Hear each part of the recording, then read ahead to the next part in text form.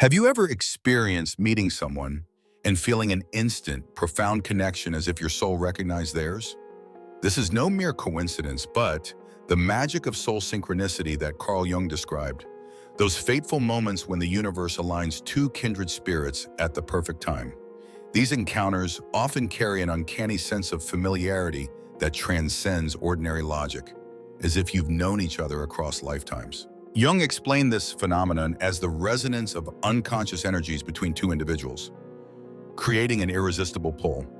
What's truly remarkable is that everyone who enters our life serves a special purpose.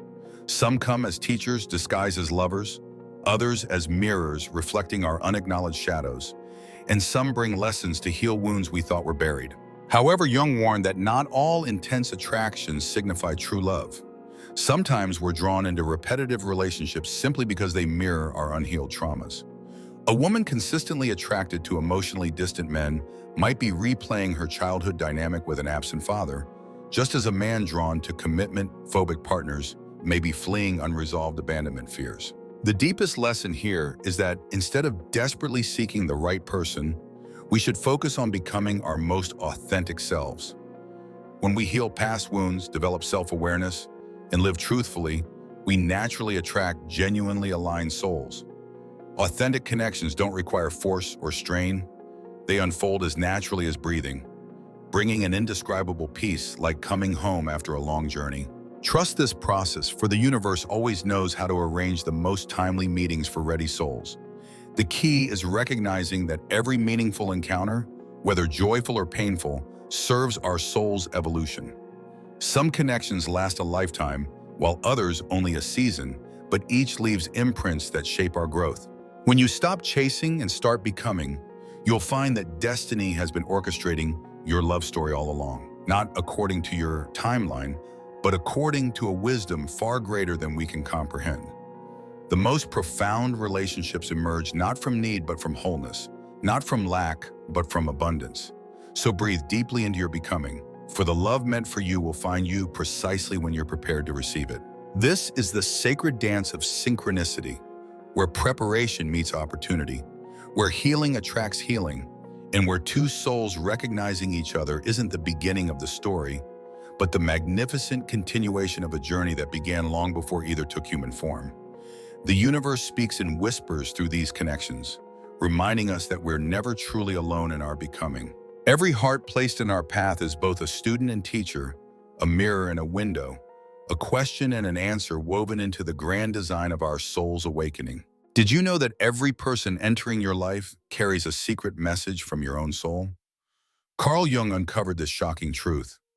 Our relationships are not random, but psychological mirrors reflecting the deepest, most hidden parts of ourselves we dare not face. The people who hurt us most, those we love passionately, even those we bitterly dislike, they're all whispering to us about unhealed soul wounds, unresolved fears, and buried desires. It's astonishing to realize that your ex criticized you in exactly the same way your parents treated you in childhood, or that your constant attraction to emotionally distant people precisely mirrors your repressed fear of dependency. This is the shadow work Jung spoke of, a process where everyone in our life becomes an uninvited psychotherapist, forcing us to look at the dark corners we normally avoid. An even more astounding truth, we don't love with our hearts, but with our wounds. A woman repeatedly drawn to addicts may be reenacting her childhood role of saving her alcoholic father. A man who always dates controlling women could be replaying his relationship with a domineering mother. This realization is both painful and liberating, for it gives us the key to break destructive cycles. Instead of cursing fate or blaming others, have the courage to look into these soul mirrors, thanking those who hurt you for being shamans, revealing the parts of your soul most in need of healing. Try listing 3 traits you hated in an ex. You'll be shocked to find 90% of them are shadows you haven't accepted in yourself. When you start asking, what is this relationship here to teach me? Rather than complaining, you'll discover an amazing paradox. The people we most want to avoid become our greatest teachers, and every broken heart contains seeds of unprecedented freedom and wholeness. The magic begins when we stop seeing relationships as random encounters and start recognizing them as sacred assignments from our soul. Each one carefully designed to expose what needs healing, to highlight what requires acceptance, and to guide us toward our most authentic self. This radical perspective transforms pain into wisdom, victims into students, and failed relationships into graduate-level courses in self-mastery. The most profound love affair you'll ever have isn't with another person, but with the unclaimed, unhealed, and unintegrated parts of yourself waiting to be embraced through these divine mirrors we call relationships. When you finally understand this, you'll stop searching for someone to complete you and start appreciating everyone who enters your life as a perfect reflection of where you are in your healing journey. Some showing you what you've overcome, others revealing what still needs work, all serving as stepping stones to your ultimate wholeness. This is the alchemy of relationships, turning leaden pain into golden awareness through the fire of conscious self-reflection. Here's a mind-blowing truth about love that can liberate you from suffering's endless loop. We keep dating the same person in different bodies. This is the repetition compulsion Freud and Jung discovered, where unhealed psychological wounds program us to recreate identical relationships like a broken record. Inconceivable. But look closely. Are you dating the fifth version of someone emotionally unavailable while complaining, "Why do I always attract this type?" Or do you keep falling for distant partners identical to your detached childhood caregiver? Good. This isn't cruel fate, but your unconscious cry for healing. Jung astonishes us by revealing, what you flee will return like the tide until you face it courageously. A woman raised by an alcoholic father will unconsciously seek and fix substance-abusing partners. Someone abandoned in childhood will attract commitment-phobic lovers. Holy moly! This isn't love, but trauma reenactment disguised as familiarity. But don't despair. This awareness is light-piercing darkness. For Freud taught, make the unconscious conscious, and the pattern dissolves. Healing roadmap. Instead of cursing repetitive relationships, thank them as stern teachers. When attracted to a familiar type, pause and ask, which childhood wound am I trying to heal through this person? List 3 traits shared by failed relationships. You'll gasp, recognizing these mirror what you both hated and craved growing up. Transformation begins when you shift the question from, why do I love this person, to what am I trying to heal? Now each heartbreak becomes not failure, but your soul's homework. How miraculous. When you courageously face wounds instead of seeking band-aids in others, you'll shatter repetition curses, finally free to love healthily. Here's a mind-blowing truth about love few dare to admit. We often don't love others. We just love how they fill our inner voids. Carl Jung revolutionized love's definition with individuation, the process where only by becoming whole can we love authentically. Unbelievable.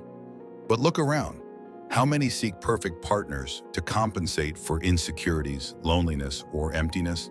Jung stuns us by declaring, love isn't 2 halves finding completion, but 2 suns shining together. Have you ever gasped realizing you love someone just because they made you feel important? Something your parents never did? Or because they eased your loneliness, which was actually fear of facing yourself? Oh my God, this isn't love, but psychological bargaining. Jung inspires awe by revealing true love begins when you stop seeking the perfect person and become perfect for yourself. A woman once told me tearfully, I stopped waiting for Prince Charming when I realized I wasn't a damsel in distress. A statement worth 1,000 self-help books about emotional maturity. Life-altering lesson. Instead of asking, when will someone love me? Ask, have I loved myself enough? Try dating yourself for 3 months. Solo dinners, movies, even dancing alone. You'll shock yourself realizing, wow, I'm actually great company. Jung reminds us, you can't pour from an empty cup. The greatest love isn't finding someone to drink from their cup, but when 2 people bring overflowing cups to share. How miraculous. When you stop seeing love as a life raft and start treating it as a celebration of free souls, everything shifts. Your relationships will shed tears and demands, overflowing with respect, joy, and inspiration. Because now you love not out of need, but choice. Here's a shocking relationship truth that leads to true maturity. Not all loves are meant to last. Some people come solely to teach us lessons. Carl Jung stuns us with the sacred release principle. that clinging to expired connections defies the universe's natural flow. No way. You protest? Look back at heartbreaks. Didn't they teach you self-worth, boundaries, or self-love? Good God, that's precisely why they appeared. Jung inspires awe by saying, some depart not because you're lacking, but because the lesson's complete, like teachers leaving when students graduate. Have you agonized to keep someone only to lose yourself in the process? Or wept endlessly over a finished relationship, bewildered why it couldn't continue? Holy moly, this is when you need the heart's seasonal wisdom. Some belong only to life's winters, preparing you for coming springs. A woman shared, I realized I needed to release my ex not because he was bad, but because we'd completed our love curriculum. $1 million insight about conscious letting go. Liberating lesson. Instead of why can't we stay together, ask what was this relationship here to teach me? Try a spiritual farewell ritual. Write a thank you letter to your ex for lessons learned, then burn it as symbolic release. You'll marvel at the inexplicable lightness, like repaying a soul debt. Jung reminds us, new happiness doors open only when you close old ones. Attachment to the past invisibly chains you from deserving love. How miraculous. When you reframe endings not as failures but soul classrooms, pain alchemizes into wisdom. Now you're no love's victim, but a sage knowing release isn't loss. It's making space for better.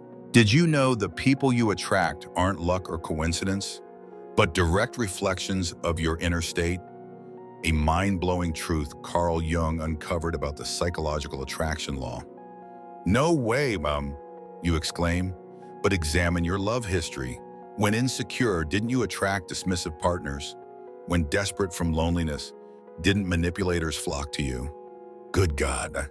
This isn't chance, but your invisible mental blueprint manifesting outwardly. Jung inspires awe by revealing you don't meet who you want, you meet who you are. A woman testified, when I saw myself as a victim, only toxic men appeared. When I learned self-respect, kind gentlemen emerged like magic. Gold-worthy proof of this law. Relationship transformation lesson. Instead of complaining, why do I attract terrible people? Ask, what energy am I emitting to draw them? Try a self-upgrade experiment for 90 days. Each morning affirm, I deserve magnificent love. Dress elegantly even at home, and reject anyone treating you below your standards. You'll gasp seeing completely different people appear after 3 months. Not because the world changed, but because you did. Jung reminds us, you can't pick roses from an internal garbage dump. To change relationships, first change yourself. How miraculous. When you stop blaming fate and start owning your energy, you become the alchemist of your love life, turning relationships from tests into testimonies of your growth. Remember, you're the magnet, and what you attract depends not on what you want, but who you are. Here's a jaw-dropping truth about love we only grasp after enough heartbreak. Two souls can deeply love, yet still can't unite, not because they're wrong, but because their timing isn't right. Carl Jung astounds us with the divine timing principle, that even when two people are perfect for each other, the universe won't allow their connection until both achieve psychological readiness. Inconceivable. But examine your life. Wasn't there someone you passionately loved yet couldn't be with despite mutual desire? Or a relationship you're now grateful never materialized? Holy moly! This is exactly the universe protecting you from bonds you weren't mature enough to maintain. Jung inspires awe by saying, true love is like seeds. Planted too soon, they die. Sown in season, they blossom spectacularly. Have you ached over a beautiful yet unsustainable relationship, only to reunite years later realizing, thank goodness we didn't work out back then? A man shared, I met my ex after 10 years, and we cried recognizing we needed those failed marriages and painful lessons to now deserve this love. Priceless proof of cosmic wisdom. Good God. Doesn't everything unfold with perfect precision? Profound patience lesson. Instead of forcing unripe connections, practice faithful surrender. Try the future letter exercise. Write yourself a note describing your ideal relationship. Label it when we're both ready, and tuck it away. You'll gasp, realizing past heartbreaks paved the way for true love's timely arrival. Jung reminds us, what's yours will find you when you're prepared. Desperation only prolongs the wait. How miraculous! When you stop chasing love and start maturing to receive it, life's pieces arrange themselves perfectly. Remember, hearts keep their own time, and heart time is never rushed nor ever late.